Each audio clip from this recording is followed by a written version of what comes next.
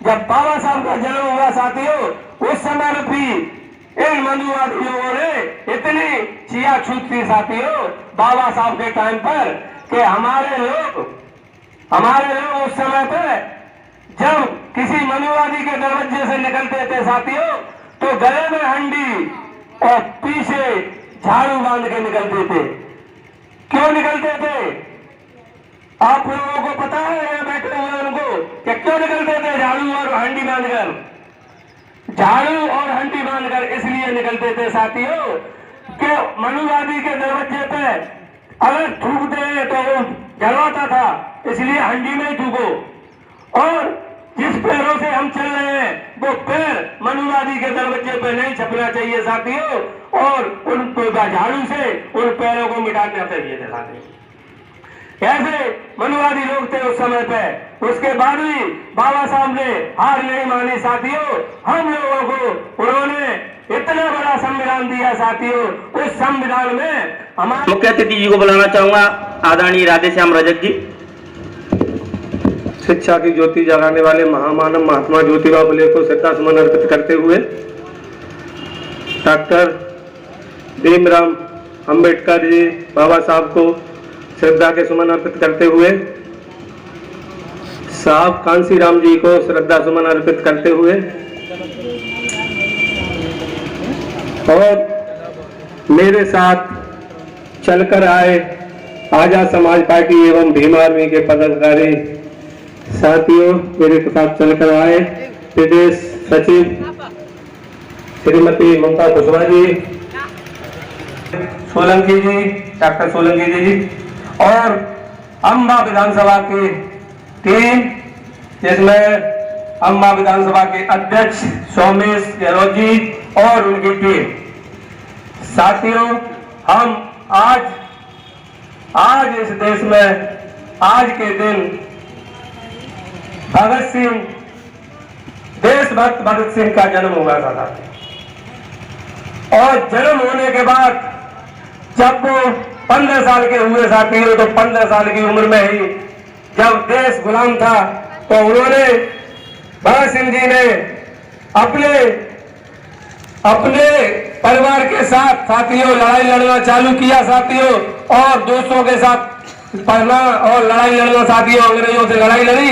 लेकिन हमारे उस लड़ाई में चंद्रशेखर आजाद और भगत सिंह ने जो लड़ाई लड़ी साथियों, उस लड़ाई में गांधी जी ने बड़ा रोल निभाया साथियों। अगर गांधी जी रोल नहीं निभाते तो आज भगत सिंह जी की उस समय भगत सिंह जी को फांसी न लगती साथियों। यह भगत सिंह जी को फांसी देने का कारण केवल गांधी जी है। और भगत सिंह जी के चले जाने के बाद साथियों, हमारे बीच एक और क्रांति आई साथियों, महात्मा ज्योतिबा फुले, मां सावित्रीबाई फुले, मां फातिमा शेख, इन तीनों ने मिलकर हमारे बीच में साथियों शिक्षा की ज्योति जगाई। अगर ये लोग उस समय के राज्य में साथियों, अंग्रेजों के राज्य में जो कोई भी साथी हमारा पढ़ना पढ़ता और लिखता था, उसके कानों में साथियों शीशा पिघलाकर डाल दिया जाता था, जो कर कोई भी पढ़ता था उसके में। लेकिन जब महात्मा ज्योतिबा फुले, सावित्रीबाई फुले, फातिमा शेख जे लोग का जन्म हुआ और बड़े हुए साथियों, महात्मा ज्योतिबा फुले जब पढ़ लिख कर तैयार हुए साथियों, तो उन्होंने मां सावित्रीबाई फुले से शादी हुई। इनकी शादी होने के बाद साथियों, मैं खासकर युवा वर्ग के लोगों से बताना चाह रहा हूं साथियों, सुने। जब शादी होने के बाद हमारे देश के लिए महात्मा ज्योतिबा फुले और सावित्रीबाई फुले ने एक ही कसम ली कि हम आजीवन मरते दम तक औलाद पैदा नहीं करेंगे। तो देखो उस समय के लोगों को उन्होंने हमारे समाज के खातिर औलाद पैदा नहीं की। और उसके बाद मां फातिमा शेख ने इन्होंने शिक्षा दी, कॉलेज खुलवाए साथियों, कॉलेजों में शिक्षा मिली। उसके बाद साथियों जन्म बाबा साहब का होता है साथियों।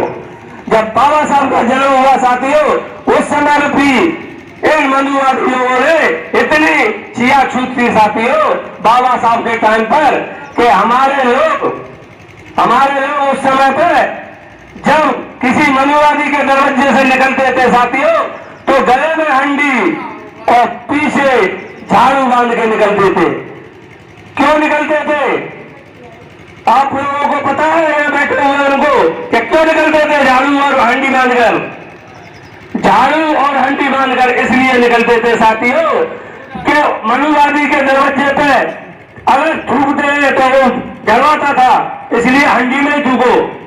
और जिस पैरों से हम चल रहे हैं वो पैर मनुवादी के दरवाजे पे नहीं छपना चाहिए साथियों, और उनको झाड़ू से उन पैरों को मिटाना चाहिए थे साथियों। ऐसे मनुवादी लोग थे उस समय पे। उसके बाद भी बाबा साहब ने हार नहीं मानी साथियों। हम लोगों को उन्होंने इतना बड़ा संविधान दिया साथियों। उस संविधान में हमारे ने 85% के लोगों के लिए नहीं साथियों, हमारे बाबा साहब ने 15% के लोगों के लिए भी साथियों उसमें प्रावधान रखा। हम सभी लोगों को उन्होंने हक अधिकार दिए साथियों। अगर हमें अधिकार नहीं मिलते साथियों तो आप और मैं यहाँ बोल रहा हूँ, आप यहाँ बैठे हुए हैं साथियों, किसी को बैठने का अधिकार नहीं था। अगर बाबा साहब संविधान में अधिकार न देते तो किसी को यह अधिकार नहीं था यहाँ बैठने का, न बोलने का। अगर मैं बोलता तो मेरे को बंद कर दिया जाता, और आप अगर बैठ गए तो आपको यहाँ से भगा दिया जाता। इसलिए बाबा साहब ने संविधान दिया। उस संविधान में हमारे लिए सभी तरह की मांगे रखी साथियों, मांगे रखी। उसके बाद साथियों जब बाबा साहब का अंत हुआ साथियों 6 दिसंबर को, तब बाबा साहब ने एक ही बात कही थी साथियों कि मेरा जो संविधान जो चल रहा है और मेरी जो लड़ाई लड़ी मैंने, उस लड़ाई को साथियों सभी देश के लोगों से कह के गए थे, हमारे 85% साथियों से, कि इस लड़ाई को अगर आप पे नहीं लड़ी जाए, आगे नहीं जाए, तो इसको आप लोग पीछे भी न जाने देना साथियों।